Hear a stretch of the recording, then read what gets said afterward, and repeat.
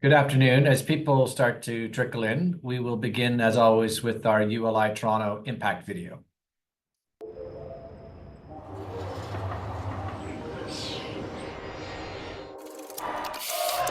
It's the mission of the Urban Land Institute to shape the future of the built environment for transformative impact. That's what we do at ULI Toronto. Our members work in all aspects of land use. ULI is a catalyst. It's a catalyst for people who in themselves are thought-provoking, are interesting, they're purposeful, they're engaged, and they want to have an impact on the world. The Toronto region is definitely a stronger, more robust place because of the championship role that the Urban Land Institute Toronto has played in elevating the status of women in the industry. Our industry has a responsibility to meaningfully contribute to the social fabric of our communities and to be a climate change leader. In Toronto, ULI helps deliver climate change and resiliency that is equitable and valuable. ULI Toronto help mid-career professionals reach the next stage of their careers as city builders. ULI Toronto is an entry point and a launching pad for our next generation of leaders to find their place in this very complex industry.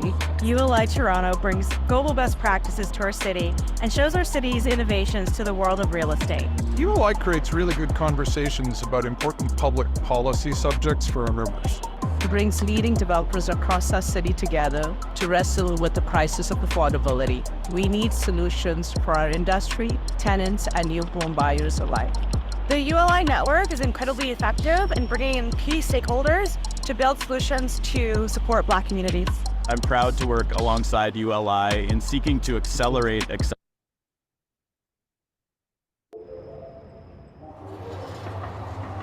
Okay, maybe cut the video. I think we had a little technical glitch there.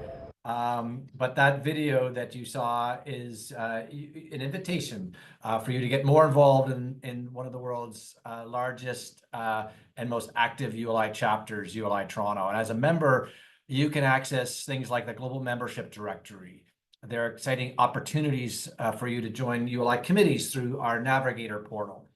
You can access past attendees and future attendees of our events, an amazing networking tool.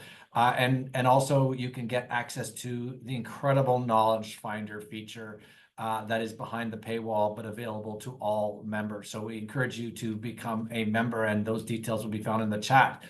You will also notice this year that ULI Toronto is significantly increasing our member-only programming, including more tours and educational opportunities. As well as the weekly roundup newsletter of all the industry news stories you cannot afford to miss, and the single source of all upcoming ULI Torontos. If you only have time to open up one ULI email a week, this is the one. A new monthly breakfast series is also now part of our featured member-only offering. And the next one that coming up this coming December is Michael Kraljevic, Chair of the Ontario Land Tribunal. In January, we have Jag Sharma from the City of Toronto, Phil Verster, CEO of Metrolinx, and in March, Michael Fedison, CEO of the Building Ontario Fund, available only to members. Once again, everyone, good afternoon. My name is Richard Joy. I'm the Executive Director of ULI Toronto. And we welcome you to day 4 of ULI Toronto's special 5-part lunch webinar series during this National Housing Week, broadening the affordable housing discussion. Before we get into this, as always, we begin with a land acknowledgement. As a Toronto region-based organization, we acknowledge that the land that we are meeting on virtually is the traditional territory of many nations, including the Mississaugas of the Credit, the Anishinaabe, the Chippewa, the Haudenosaunee, and the Wendat peoples, and is now home to many First Nation, Inuit, and Métis people. We acknowledge that Toronto is covered by Treaty 13 with the Mississaugas of the Credit. We are all treaty people. Many of us have come here as settlers, immigrants, and newcomers in this generation or generations past. We'd also like to acknowledge and honor those who've come here involuntarily, particularly descendants from those who were brought here through enslavement. To better understand the meaning behind this land acknowledgement, we recommend programs that you can find on our webpage, which will be put into the chat. There are many, many ways that ULI Toronto activates and puts meaning behind these words that we read, and we encourage you to become part of that truth and reconciliation story. Today's event and all other ULI programming would not be possible without the support of ULI Toronto's annual sponsors. And we'd like to express our gratitude to those sponsors for that support. Now, more than ever, ULI Toronto relies on the support of our sponsors to put on high-quality programs, such as the program you'll be seeing today, to drive our mission to shape the future of the built environment for transformative impact in communities worldwide. To all those sponsors, we say thank you. Okay, let's shift to today's program, Day 4, Lessons from the USA. While Canada once relied on social not-for-profit housing models for affordability, the US has leveraged market-driven approaches and public finance tools to engage the private sector. In Canada's current fiscal climate, can we draw valuable lessons from the US to address our own affordable housing crisis? To lead this discussion, I'm very pleased to turn our program over to my ULI head office colleague, Rosie Hepner, Vice President of the Terwilliger Center for Housing at the Urban Land Institute in Washington, D.C. We hope to have time for audience Q&A at the end, but we recognize we often get squeezed for time, such is our rich programming. So, and lastly, before I hand to Rosie, we always put our moderator and speaker bios in the chat because we sometimes shortchange those in the program itself. So with that, Rosie, over to you. Thank you, Richard, and hello to everybody. I'm pleased to be here today. We have put together a panel of some of my favorite US ULI members that work all in the housing industry and really do fantastic and innovative work.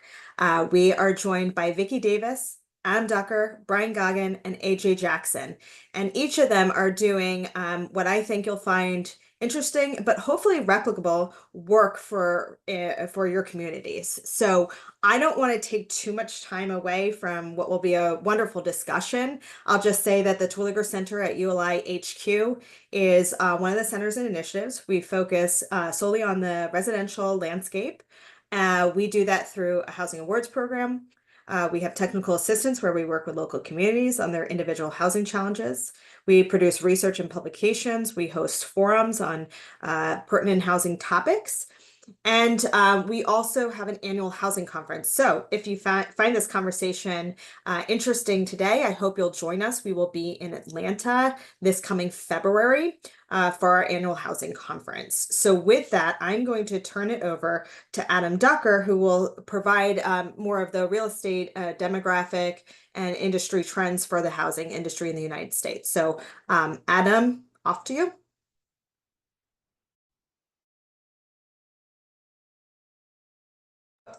You're muted.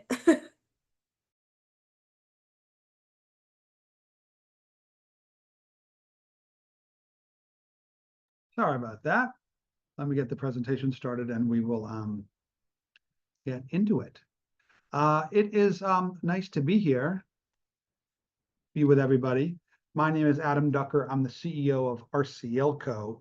RCLCO is in the business of applied real estate research and analysis to help people from all walks of the real estate communities make good decisions. We kind of work on all product types, but we're particularly passionate about housing, and we have a commitment to sort of thinking about the full spectrum of housing and the diverse customers that it serves. And I'm going to spend just maybe 5 or 10 minutes today sort of introducing the session with a little bit of an introduction to the housing affordability challenges in the United States, both how it continues to mount and kind of some of the unique geographic factors. That's one of the things that's unusual about the US, just how different the dynamics are market to market.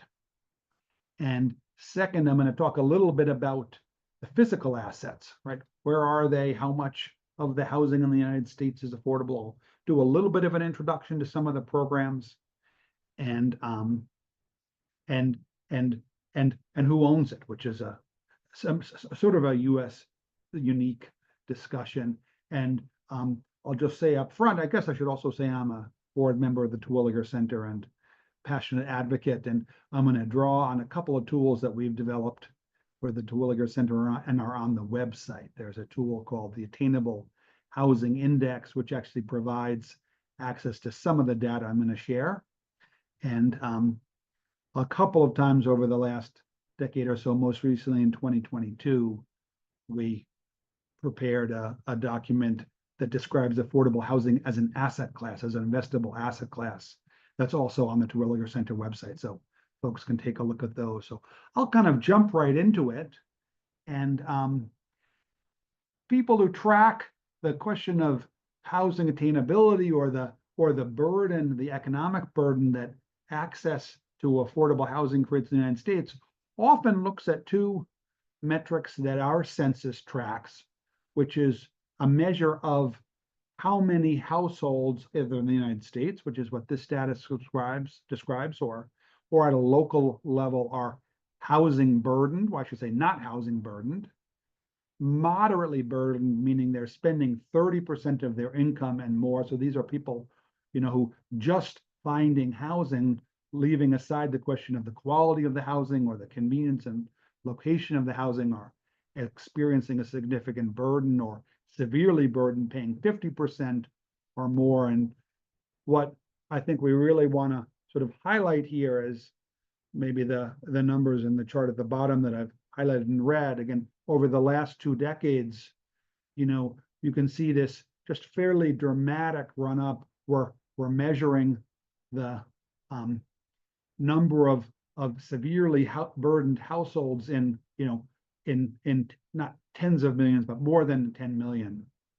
And, between the two, the United States, we talk about, roughly 15 to 20% of the households in the United States either moderately burdened or severely burdened and deteriorating quickly, right? So maybe just one way of kind of contextualizing it. Of course, there are some owner households who are similarly burdened. You can see the pace of change is fairly different, right? Today in the US, for sale housing has become so expensive, we don't even really talk about it as a solution to sort of social impact housing. And there are some programs, but we are largely focused on rental housing.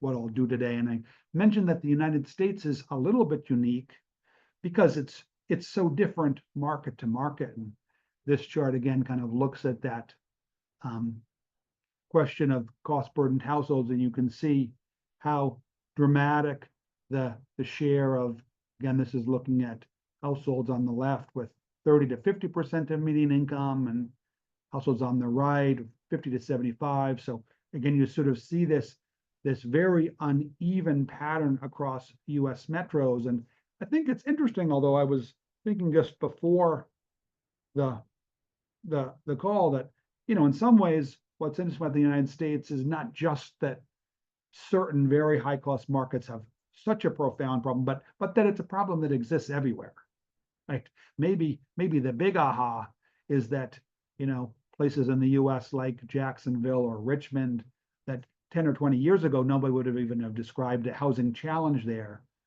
today are not burdened to the same level, but it's a pervasive problem across the United States. And I'm kind of curious, at some point I'd be interested if Canada has a similar dynamic, right? I suspect it's sort of gotten harder to find an affordable place to live in a place like Hamilton or Regina, just like it has in sort of, smaller markets in the United States. And this is similar data, and it just compares or looks at similar data in a slightly different way. Asks the question for a household that's, earning at 80% of the median income for any given market, what share of the housing in that metropolitan area would be affordable to them? And again, some markets where, the market is broadly available from a rental perspective at the right, and others that, really much more challenging. And again, as I described earlier, when we look at share to buy, like really, significant portions of the market are sort of priced out of housing in particular. And maybe just one more variable to lay in that I think is a unique picture of the United States. Again, I sort of was sharing metro level data before and describing how unequal it is from places, but even within a given region, a number of us on the phone live in Metro Washington, and this sort of tries to drill down into the sort of very fine-grained neighborhood level, and you can sort of see this pattern in Metro Washington, where the western side of the region is just dramatically less affordable compared to the east side, and the sort of growth patterns are sort of skewed to reflect that a lot more growth on the eastern side of the region as people sort of flock to where housing is more affordable. So maybe just, I hope that sort of sets up the conversation with sort of a little bit of perspective on just how quickly the need for affordable housing is growing, and just how quirky is it. One of the things that we're going to talk about today are national programs, but of course the problem, while widespread, is very local. So maybe to talk about the actual housing in the United States, there's roughly 180,000 housing units in the United States, and 45 million of them are rental housing. Interestingly, and that's what the sort of the inventory of affordable housing we're talking about today. Interestingly, about half of those are smaller homes, single family homes that are for rent. And of the 20 million that are in 5-unit or more buildings, the center column sort of describes the breakdown, right? About half of the inventory is market rate housing, right? Market rate meaning like it's has no programs governing what rent can be charged. I take that back. There are some programs that govern how much rent can be increased, but it's owned and rents are set by the owner. On the other extreme, the blue box, there's about 5 million units that have some sort of government program that either subsidizes the rent or sets the rent. This is what in the US we sometimes refer to as capital A, meaning like it is by law dedicated as affordable housing. And we have this sort of interesting category that I think AJ is going to talk some about later. I'm using the acronym here, NOAH, to describe naturally occurring affordable housing. In other words, this is housing that is attainable to the middle class or to people sort of making less than area middle income, but without any program in place to protect that affordability. And one of the dynamics that we're struggling with in the US is how quickly that stock of housing is shrinking as it's converted to market rent or renovated or repositioned to make it less affordable. And then the last column is maybe sort of a good way of introducing what that like permanently protected, rent subsidized housing is. And I'll talk about these three kind of major buckets of housing or program. So what we describe as public housing in the United States, which I think is more akin to what you are familiar with in Canada, is housing that was developed and owned by housing authorities, a lot of times at the local level, right? So it's owned by a government or quasi-government entity. The biggest area of housing production for several decades in the United States has been the Low-Income Housing Tax Credit Program. I'm using the acronym here, LIHTC. It's 2.5 million units of housing, or about 5% of the rental housing in the United States, so a relatively small share. It's been a very successful program, and of course there's always sort of proponents of expanding it, which would be terrific. We'll see if that's on the political agenda in the US in the years ahead. And then the last sort of major section is Section 8. Section 8 is a vouchers program in which vouchers that can be used to pay rent are provided for people who qualify based on their income.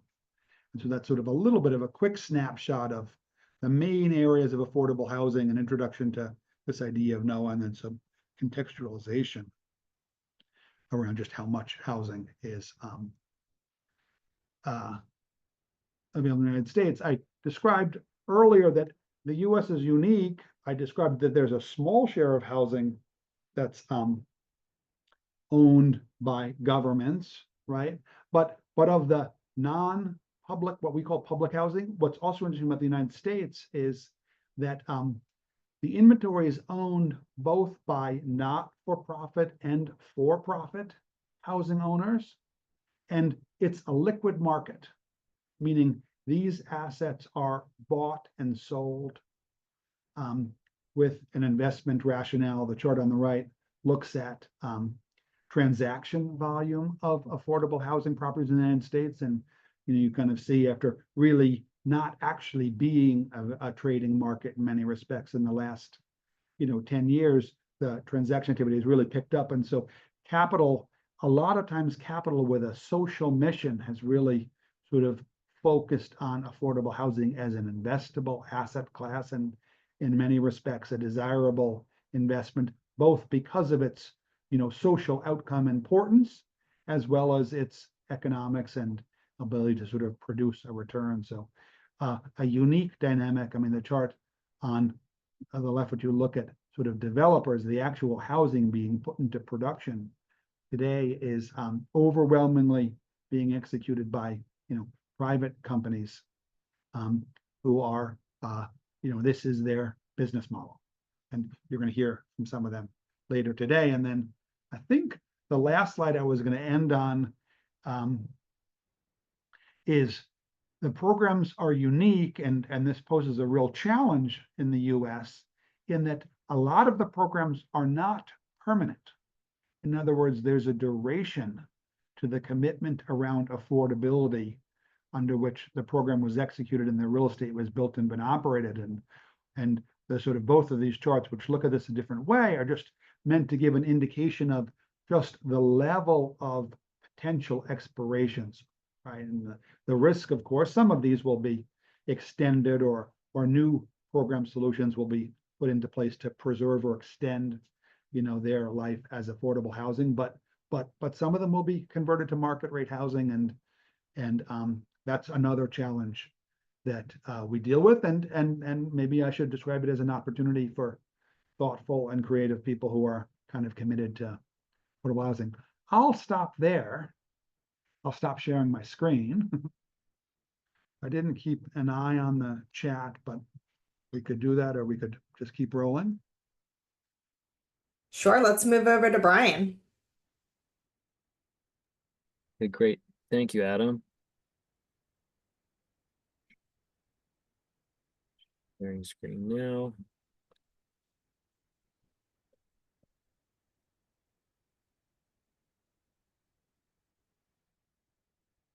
Okay, can everybody see my screen and hear me? Okay, great. Yes. Thank you, Adam, for that intro. My name is Brian Goggin. I am, as the slide suggests, Policy and Project Manager at True Ground Housing Partners. We are a nonprofit developer and owner of subsidized affordable housing in the US, and in particular in Washington, D.C., where we work, the region. There'll be a little bit of overlap here with Adam's presentation, who gave great overview, but I'll start by just saying what I think is the foundational issue of US housing and housing in a lot of developed countries, I think, is that there is a fundamental shortage of housing, and there's a lack of production, particularly in the wake of the Great Recession in 2008. So this chart just shows on the top the absolute production numbers in units of thousands since the 1960s, and the bottom of this chart shows it adjusted for population. So in the US, we have been building for the past 20 or so years, half or less of the housing that we've built in previous generations in the 60s and 70s and 80s. And that has really produced, I think, a lot of affordability issues and sort of a generational affordability crisis. Every affordable housing issue, I believe, is downstream of this central problem. So in the US, we have a few tools that we use to build affordable housing and housing in general. The first three in this chart, Adam discussed them a little bit. They are the first three are what we call capital A affordable housing. So it's public housing that was mainly built in the late 20th century, in the post-war period. We haven't been building any of this since the 1980s. And there's still about 1 million units a day today, and still owned by public housing authorities. The next is a demand side subsidy, housing vouchers, which is aid just given directly to renters, and they can use that voucher anywhere in the market. The third is what's called the low-income housing tax credit. This is the biggest program today for the new construction of subsidized affordable housing. It's privately owned and operated, in contrast to the first two on this list. And then I guess these aren't specific to subsidized affordable housing, but they are very big pieces of the US housing market in general. We also have quasi-government entities, Fannie Mae and Freddie Mac, which do tens of billions of dollars of mortgage securitization every year. And then we also have a mortgage interest rate tax deduction, which is also in the billions of dollars in tax revenue every year towards homeowners. Here's a little bit of delving a little bit deeper into affordable housing, capital A affordable housing production specifically. We have about 50,000 starts every year. That varies from year to year depending on the market and conditions. And the chart on the right here just shows over time the various housing programs, how they've grown or declined over time. We have in the US, since the beginning of any affordable housing programs in the 20th century, we have gone from a situation where we have publicly owned and operated housing to a trend towards privately owned and operated affordable housing and housing choice vouchers. And those are the, next slide. Yes. So here's a little bit about how LIHTC works. This is the major production tool.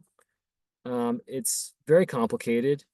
And I guess the key thing to take away is that it's not managed by any federal Department of Housing, what you might think, although there is some interaction with it. It's really managed by the Internal Revenue Service in our tax code. So the IRS will issue a certain number of tax credits to each state, which are then administered by state housing finance agencies. Those are applied for and won by developers who then, and then investors, equity investors, usually institutional investors, invest in affordable housing projects in exchange for those tax credits, which are then built and leased up. As they're leased up, the investors get the tax credits and the property exists. And of course, HUD, our Department of Housing and Urban Development, has some role in setting the income and rent limits. But other than that, does not directly manage the program. And I should say, a lot of these owners and developers and managers are private entities, either nonprofit or for-profit. Here's just to give you a little bit of idea of the rent and income limits that are in these properties. Here it is for the Washington, D.C. metro area. It does vary by each region. Washington, D.C. is one of the wealthiest regions in the US. So our numbers may look a little bit higher than some other regions, but just to give you an idea, we're between $1 and $2 per square foot, usually in rent, which is significantly below the market. We usually do 30 to 60% AMI. And then income limits, we also have max income limits to lease in our buildings. This slide just gives you an idea that a lot of our residents are actually above the poverty line. There are just people with a normal service job who can't afford to rent near their work, where rents are really high. A typical sources and uses for one of our projects looks like this. This is for our Unity Homes at Ballston project, which was completed earlier this year. We don't just have LIHTC. we have a combination of sources. Commercial loan supported by our rents. We also always usually have state and local sources here in the gold color. And we have a combination of other low interest loans. These deals usually have 5, 6, 7 sources at closing, which is very complicated and has a lot of legal work involved. And then our uses are pretty similar to market rate projects. Early this year, we were at $491 per door. And, you know, I'd say our interior finishes are a little bit less than a market rate finishes. Our common areas aren't the same, but besides that, it's the same bones of a normal building.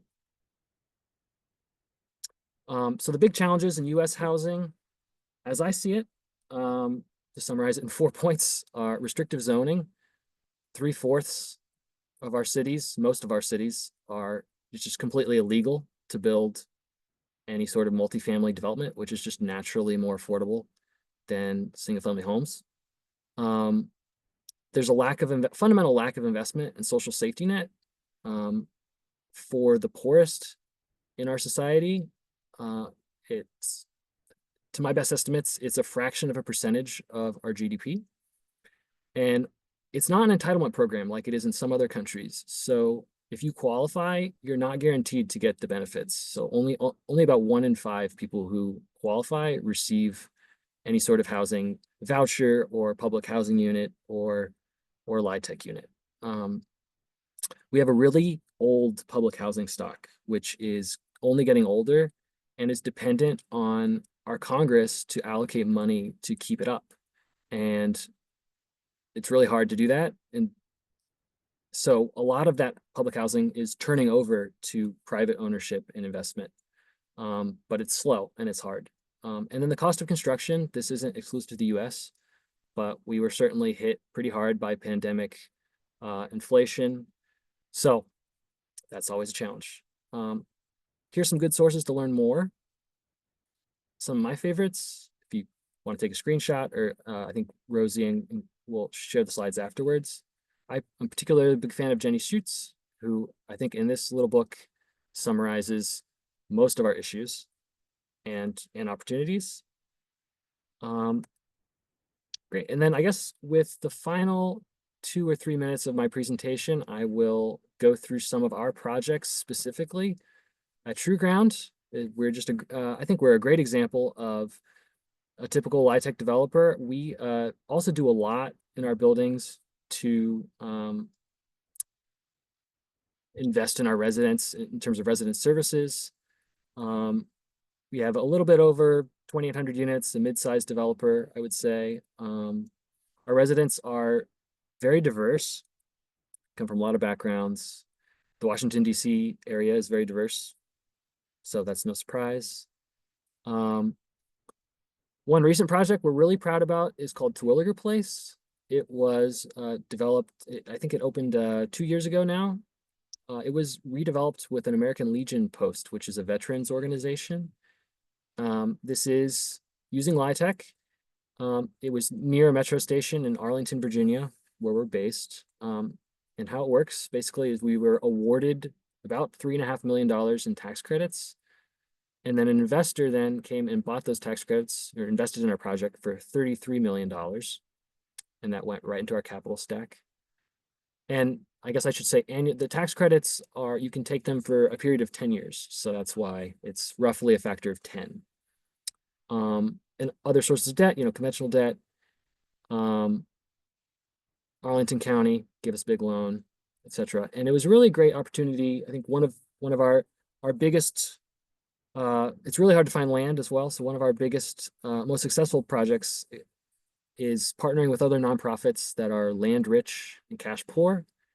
And we can build them a new space on the ground floor below new affordable housing units. And I'll zoom through this pretty quickly. We've done this same model a number of other times with churches that are rapidly losing membership in our area, and sometimes really need to redevelop and downsize. So we've done that recently in Boston. We also sometimes build, partner with the local governments to build public infrastructure, like a public playground. It's Queens Court. Tax credits, I should say, are also good, not just for new construction, but also renovation. And you can combine them with other low-income housing programs, like this building in Maryland, where we renovated a Section 8 housing that was built in 1980 with tax credits, and they still have the vouchers. So it's vouchers and tax credits in the same projects. And we were able to use tax credits to rehab the project. We also do some master planning with market rate developers. And, I think Crystal House is a good example of this. I think that's a big source of opportunity in the future in expanding the pool of affordable housing, is doing mixed income projects. And the last slide, we have a 17-person resident services team. Usually every one of our buildings has a designated coordinator to help our residents in lots of programming, workforce economic development, after school programs, housing stability, really trying to minimize non-payment of rent and economic opportunity. So with that, thank you. I'll pass it over to the next panelist. And if you want to follow anything we're doing, just please hit us up at these links.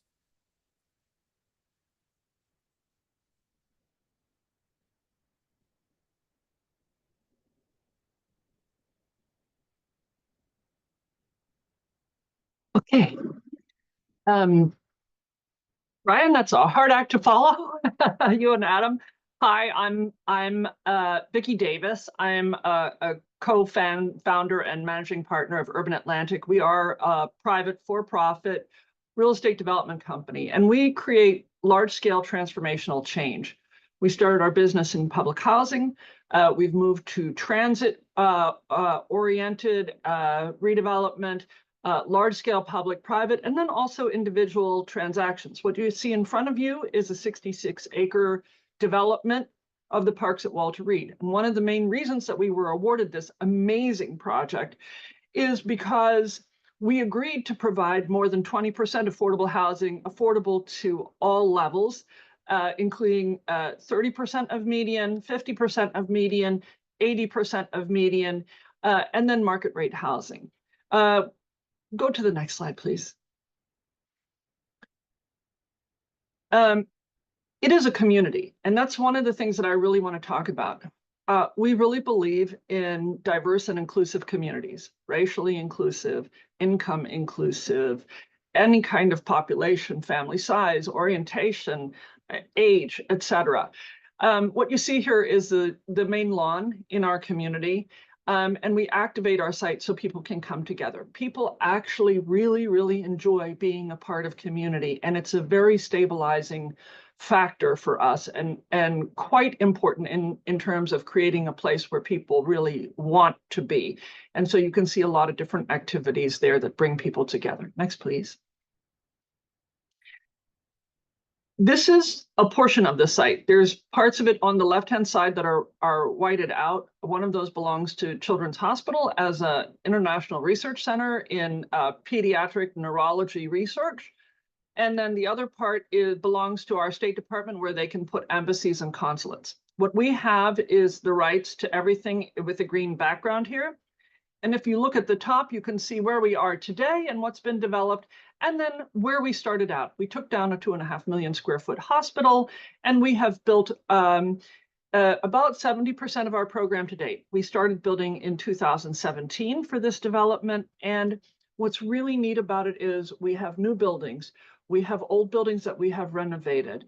We have a diversity of uses that's very, very important to creating an overall community in what was an isolated and closed off military establishment. And I just want to take a pause there and echo what Brian said about otherwise underutilized resources.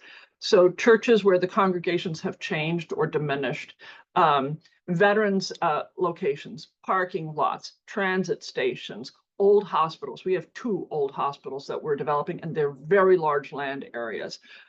So part of this is thinking outside of the box of, well, where can a development be? What's beneficial to the people who want to live there? This development is in upper Northwest DC. DC has prevailing winds from the Northwest. Our water comes from the Northwest. And so the most expensive housing is in the Northwest, and the least expensive is downstream and downwind. And so that's what you saw in Adam's slide at the beginning. We have a diversity of uses here, and I'll go through that. Next slide, please. I want to talk to you about this. We have a charter school. Our charter school serves 1,400 children, although they tell me now it's 1,500. They're high school and middle school students. They come from across the city. Our students are 70% diverse, and 40% of them live below the poverty line. I know you have a really good education system in Canada. Ours is a little more spotty here, but this is a charter high school. It is a Chinese immersion, French immersion, and Spanish immersion program. And our children graduate at higher rates to go to universities. The lady that you see in the middle lives in Abrams Hall. It's named after General Abrams, called Jumping Jack Abrams. And this building houses senior housing, formerly homeless veterans housing, and seniors assisted living, all deeply affordable to 30% of median, 50% of median and below, heavy on services. In our country, when people are no longer able to live by themselves, we don't really have a solution for affordable housing as a general statement. People go to the hospital, go to rehab, go to nursing home, maybe go home, probably not ever again, and go through a cycle, very expensive cycle in this country. And so this is a new program in DC, which is a very progressive location to create assisted living for affordable, deeply affordable, people who otherwise would be technically homeless. It's right in the middle of the site where the yellow star in the middle is. The school is down on the lower left on the key map. And this was a veterans military hospital. And so we have a dedication to veterans here, and we have housing for formerly homeless veterans. Next, please. We have a lot of market rate housing. We have condominiums, we have rental apartments. The picture on the upper right-hand corner is rental. The one in the lower is the amenities of that building. The one in the lower left is a condominium building. All of these have 10% affordable housing in them. It is financed without any subsidies. It is financed without any subsidies. We built it into our capital stack. It occurs there. And I'm also going to add to you that we have a desegregation program in the United States because our affordable housing was clustered in very low income areas. And so they created the voucher, which used to be project-based, but now is a little piece of gold that people carry with them. It's like the Pass Go card in Monopoly. And it allows people to pay 30% of their income, no matter what it is. It could be zero and it's 30% of zero, could be negative and it's 30% of negative. And the federal government pays the remainder, and they can live in any community in the United States. You can go from state to state.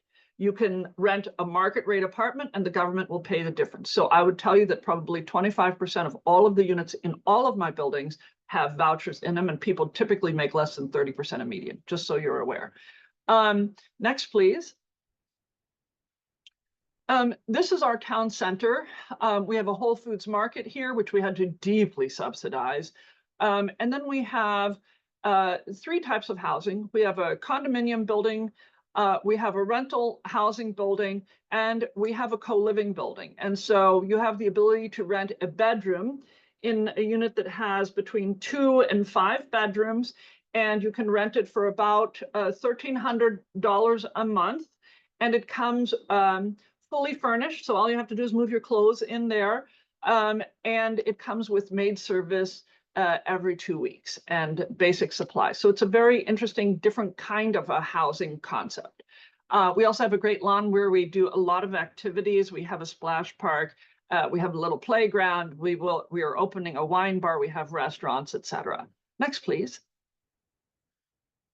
This is the same area viewed at night, and it gives you a sense of how our ground floor retail breaks out. It brings retail to this community, which was quite underserved. We have doggy daycare, we have a veterinarian, we have a Starbucks, we have restaurants, we have an ice cream store, which is very important. And then we have indoor and outdoor areas. We also have preserved all of the heritage trees on our site, trees that are really big. We keep them in place in DC, it's a law. Next, please. I think we should just keep moving. It might be duplicative. We're also very incentivized for green building. We have over 3 megs of solar on this site, megawatts. So it's very important to us, but we also have a lot of bioretention. We're near Rock Creek Park, which is a water source for our city that flows through the city. And so we're very conscious of not polluting and creating runoff. This building is one we've most recently delivered. All of the buildings have 10% of inclusionary zoning in them, but they all also are experiencing sometimes 25 to 40% Section 8 vouchers. So it's quite heavy. Next, please. This is home ownership. It too has affordable housing in here. 8% of the units are affordable. So while these homes sell in the $1 million range, this is 50 townhomes. They're almost sold out. All 3 of the ADUs are sold, and people in a certain income range were able to purchase those from us for $360,000 compared to the $1 million neighbors. Same house, same finish, same everything.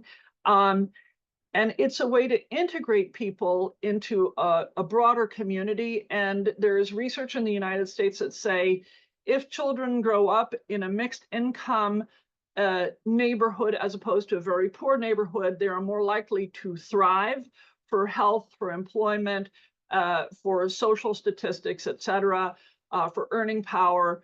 And so those are very important metrics. Next, please. These are townhouses that will be built, and I think we have a closing in December. Next, please. And that takes me to the end of my presentation. We're very committed to communities and building communities that are inclusive of everybody. There are so many tools out there, and I think it's one of the things the United States can help with potentially for replicable models is we use our natural financing sources. We use payment in lieu of taxes, tax increment financing, the low-income housing tax credit, Section 8 vouchers that can be used anywhere. We have been very, very creative, and we have a very broad philanthropic community that allows us to do the things that we do. So I just wanted to end on that and say, I think it would be great to talk with you about building the toolbox together and seeing what tools work in your taxation format and in your environment that might be replicable to ours. Thank you very much. I appreciate it. Thank you, Vicki. That's a perfect segue. Again, I'm AJ Jackson. I'm president of Leo Impact Capital. Leo Impact Capital is an investment management platform that's designed to move private capital at scale to provide affordability for middle-income residents. And we're a part of the JBG Smith Companies, which is a publicly traded real estate investment trust based here in the United States. We can go to the next one. So I'm going to talk a little bit about an area where we focus, which we call missing middle renters. But going back to some of what Adam talked about at the beginning, we focus on middle income renters by necessity. And typically these households earn too much to qualify for many of the programs we've been discussing, such as the Section 8 voucher program, the low income housing tax credit program. They're not served by those programs, but they're also not earning enough to be housed stably and not rent burdened in high quality neighborhoods in many of our fastest growing cities. And in fact, over the last couple of decades, the fastest increase in cost burden has been among these middle income renters, and we're now somewhere between 35 and 40% of all middle income renters are cost burden. To give you a sense of who is a middle income renter. In the United States, the median income in 2022 for middle-income renters was about $63,000. Almost 60% of them are in multi-person households. Almost 40% of them are in their sort of what we call the peak earning years of 35 to 54, and a significant portion of them have children in the household. So again, it's really middle income families who are not well served in the housing market, and that's who we try to serve again using private capital at scale. We can go to the next one, please. One of the primary strategies for serving these renters is to NOAA preservation. So as Adam talked about, NOAA are these unregulated, privately owned apartments that happen to have rents that are affordable to people in the middle income band. This is most of the housing that's affordable to folks in the United States is privately owned and unsubsidized and unregulated. There have not been good tools to preserve and protect that housing, and we're actually losing that supply at a pretty substantial rate due to either demolition and redevelopment or due to acquisition and repositioning in ways that increase rents. It's very hard housing to produce because it has the same cost as market rate housing, but there are no subsidies, unlike on the low income side. And so as a result, you see 70% of the housing roughly in the United States that's produced is at the higher end of the market on the rental side, and there's a significant chunk of LIHTC housing, and then there's very little of this middle income housing that's produced. And so we set out in one of our strategies to try to acquire and preserve that housing. So buy that privately owned housing, put long-term affordability in place so that it is affordable, including income certification, so that it's affordable to middle income renters, and so that we know that we're actually serving the middle income renters, and then bring services and operating strategies to the properties to help those renters to be successful. So it's sort of a combination of the True Ground approach with a much lighter service intervention than they're providing to residents who have a deeper level of need. There is a similar strategy, although using more public capital in Canada with the BC Rental Protection Fund. That does a similar thing of trying to buy these naturally occurring affordable housing and keep them affordable, although primarily with nonprofit sponsors and primarily with a sort of different structure of capital. We can go to the next one, please. One of the things we really like about this goes back to something Vicky just said, which is that we focus our investments in what we call high impact neighborhoods, but that means that we're trying to insert committed long-term affordability into locations that produce the best outcome for residents over the long term. And one of the great things about buying existing housing in an environment where, as Brian mentioned, it's very difficult to build multifamily in most places, is that we can select multifamily that is really well located, acquire those properties, and then preserve and expand affordability at those properties, which gives residents better chances for positive social outcome over time. So that is a unique feature of the strategy that we really enjoy. We can go to the next one, please. In terms of what did we do, we raised a fund of private capital and starting in 2020 and have built a portfolio of these naturally occurring affordable housing units. A couple of things I'll highlight here to Vicky's point. There are different pools of capital from all over that you can try to use to do this work. What we did in the creation of the impact pool, this fund, was to really target it at institutional investors where we thought either they would have a mission interest or where regulatory requirements would drive them to invest. So we structured the fund to be compliant with the US law called the Community Reinvestment Act, and that encouraged many banks to become investors in the fund. We structured the fund to meet the provisions of the United States Internal Revenue Code, so that foundations could not just give gifts, but could actually invest the corpus of the foundation in the fund in something that's called a mission-related investment. And then we structured our investments to also take advantage of tax strategies in the United States that provide benefits to high net worth individual investors. And so features in the structure of the fund based on the legal environment and regulatory environment in the country to attract, again, large pools of private capital to come into the fund, and most importantly, at a cost of capital that's less than traditional private equity coming into real estate, because that's really the key here. I went back to saying there are no subsidies. Obviously, our rents are lower if we're trying to keep properties affordable. And so how do we make up the difference? We make up the difference with a lower cost of capital. We can go to the next slide, please. And so this is our capital stack. I kind of compare the market rate investment to an impact pool investment. And really at the bottom line is what we're doing is we're taking out a lot of what would be very expensive equity at 12 to 15% or more sort of cost of capital with financing from our fund at a sub 10% cost of capital that allows us to compete in the private market to acquire properties, but then introduce committed long-term affordability to them and have lower rental rates than you would otherwise have in the private market. It is much more simple than the LIHTC capital stack that Brian walked through earlier. More complex than a traditional capital stack of just debt and equity, but much more simple.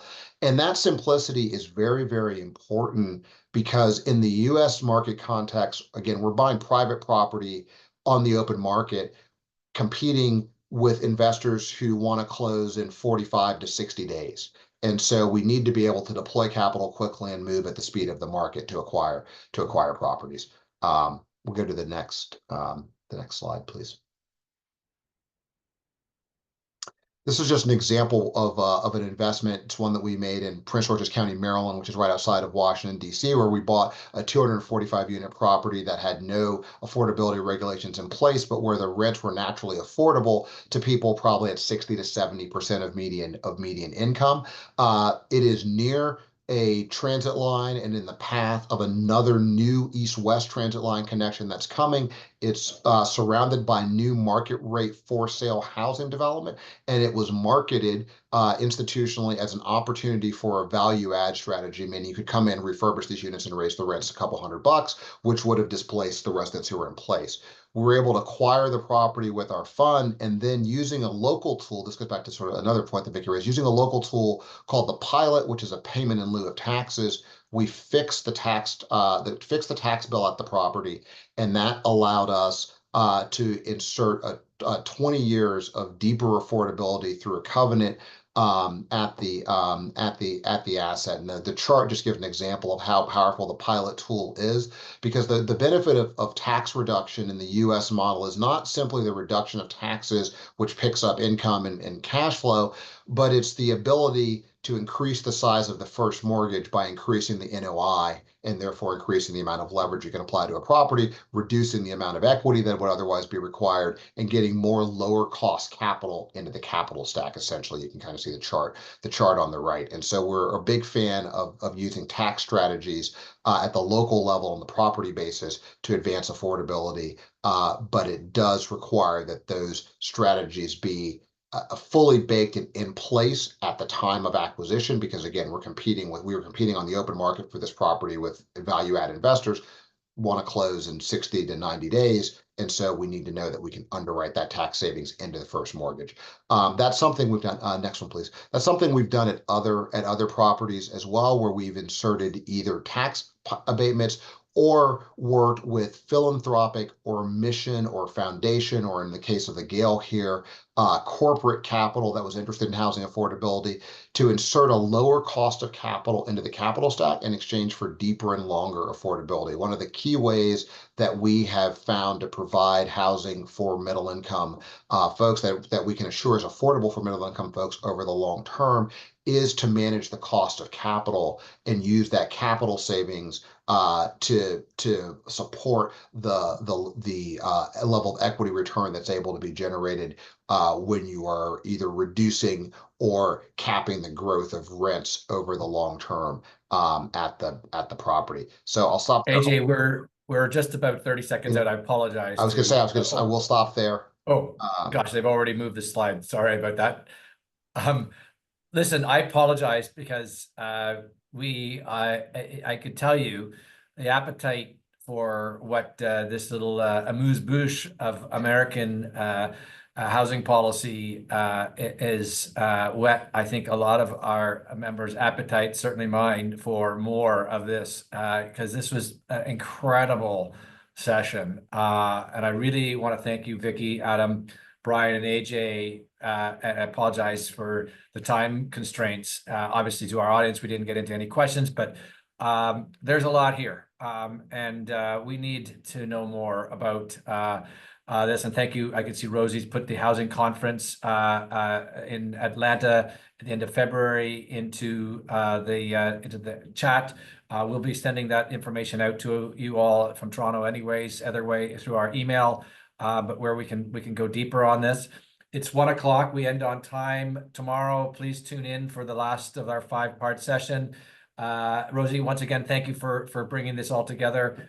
Everybody, have a great rest of your Thursday, and we'll hopefully see you tomorrow. Bye-bye.